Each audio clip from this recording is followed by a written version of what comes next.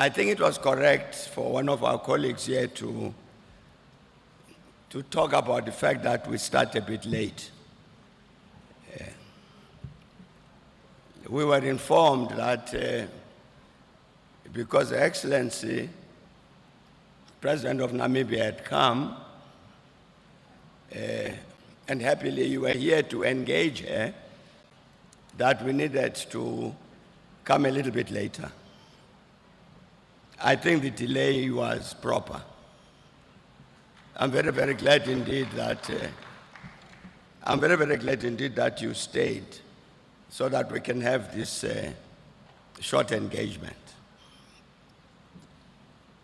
Our scene setter, Dr. Ndlozi, I was very glad when he said, I'm not here today to lecture. I've been looking for a job at the University of Dar es Salaam as a lecturer. I hope they give me a job.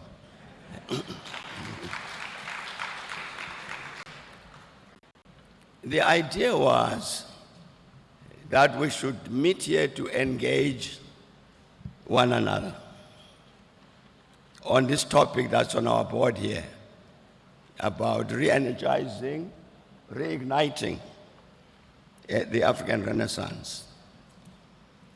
Not for either President Kikwete or myself to lecture. I think that was said by my comrade Sabato was correct.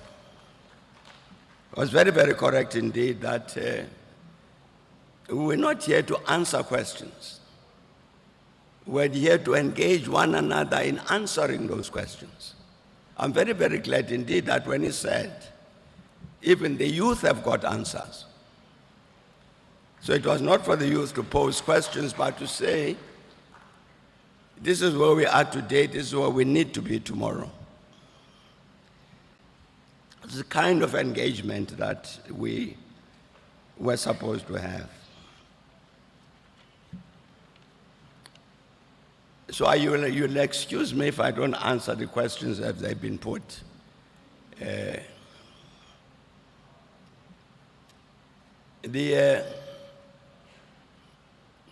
The word Renaissance, we know all of us what it means. It means a rebirth. So when we talk about an African Renaissance, we're talking about an Africa reborn. Dr. Ndlozi, I don't know whether we all know what that means. What is this Africa that we imagine?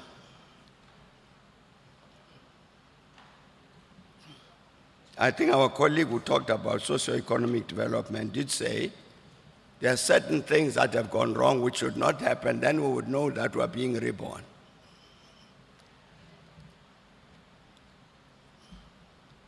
One of the great strengths, my view, one of the great strengths of the OAU and the AU, these continental organizations, is that they actually attended to this matter. An Africa reborn, what should it look like? As a consequence of which, as a continent, we are very, very rich in terms of policy. I don't know of any major issue facing us as Africans on which there is no continental policy.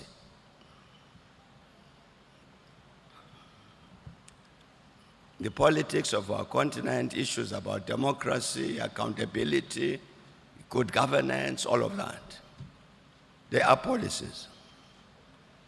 When we're talking about women's empowerment, gender equality, and all of that, they are policies. Issues of youth development, youth empowerment, and so on. Culture, education, science and technology, peace and security, all of these things.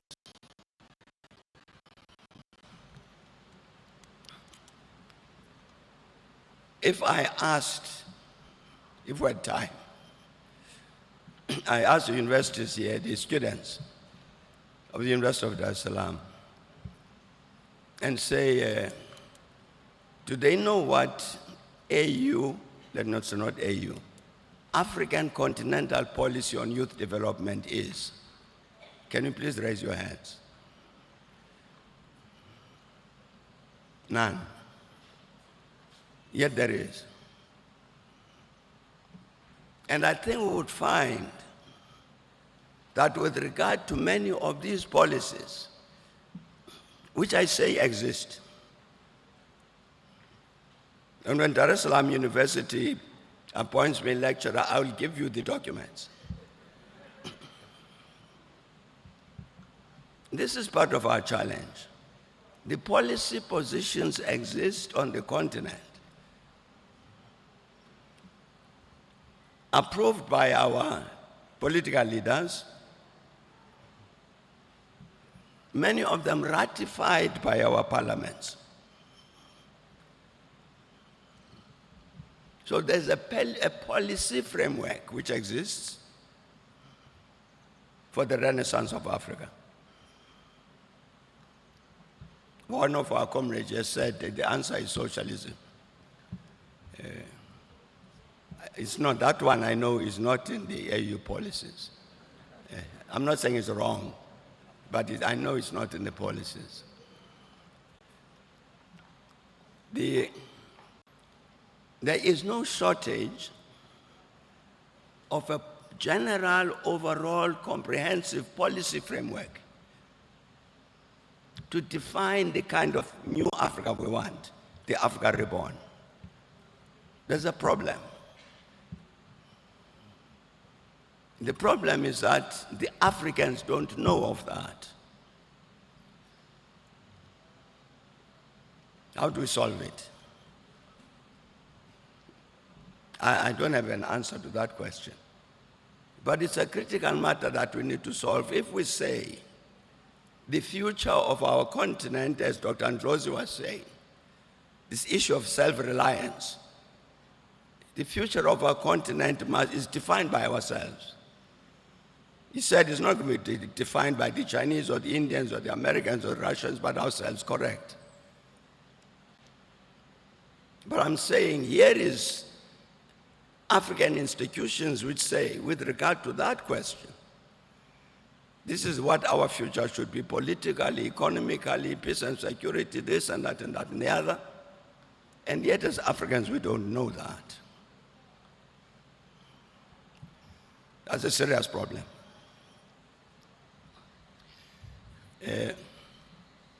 President Kikwete, other people, his age, my age, a bit younger perhaps, will also know that at a certain point in our history on the continent, we had a number of organizations focused on this task of the transformation of our continent. Some of our presenters have put this matter about agency. What's our role? These visions that we have about our continent, how do we bring them about?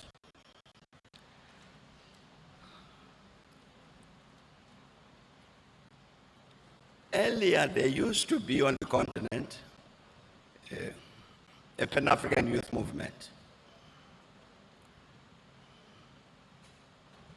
made up of youth organizations who would meet and discuss and say, what do we do about this continent of ours? Young people. Where is it now? It's disappeared. There was an African Students' Union. And the students' unions of various countries all across the continent would meet and ask this question and answer it, what do we about our continent, including its education and all of that. had disappeared. There was an organization called the All African Trade Union Unity, which brought together all of the African trade unions, organized political organization, formation of the organized workers on the continent, about the future of our continent, disappeared. And there was PAO, Pan-African Women's Organization. The PAO still exists.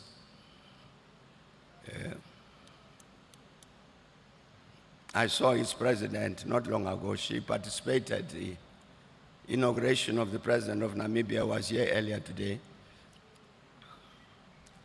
We didn't have time to discuss PAO. It exists, but you don't feel its weight.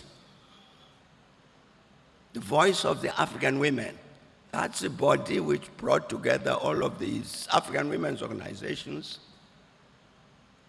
would say, as the women of Africa, this is where we want Africa to go. I'm saying it exists, but I don't feel its weight. It's an issue of agency. Our colleagues ask about how do you solve a question about youth employment, youth empowerment, and all of that. I'm saying that the youth need to be party to the answering of that question.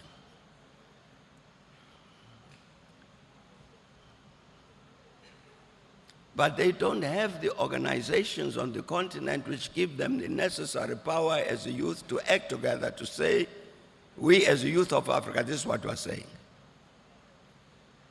Whether it's employment or whatever.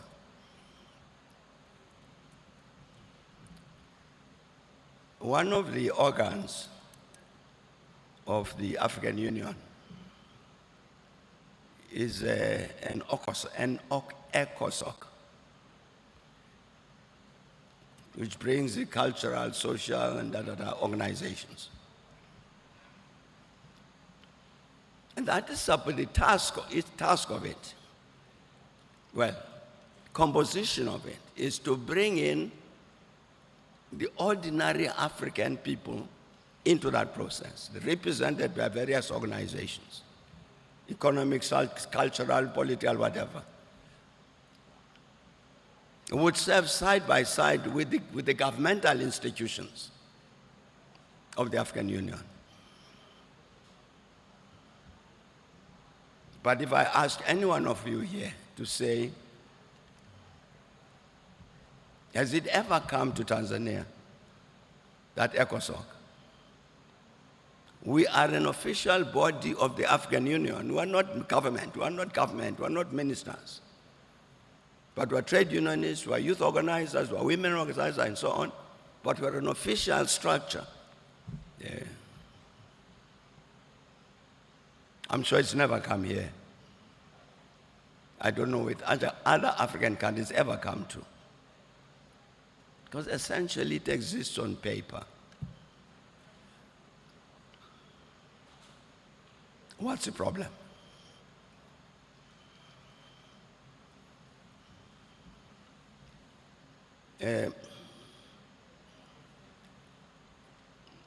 I'm going to tell you one or two secrets.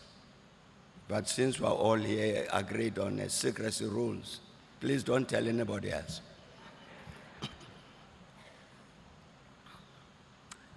There were presidential elections in Côte d'Ivoire 4 years ago. The opposition parties got together and they contacted me to say, as you know, there are presidential elections in Côte d'Ivoire later in the year, but there are certain things that are not right. And so we'd like that the presidential election should be postponed so that we, the Ivorians, can sort out the things that are not right. And one of the things that they said was not right was the constitution composition of the electoral commission. The matter had been taken up to the African people, the Court on Human and People's Rights, which had looked at the question about the composition of the Electoral Commission of Cote d'Ivoire and took a decision that that commission needed to be reconstituted.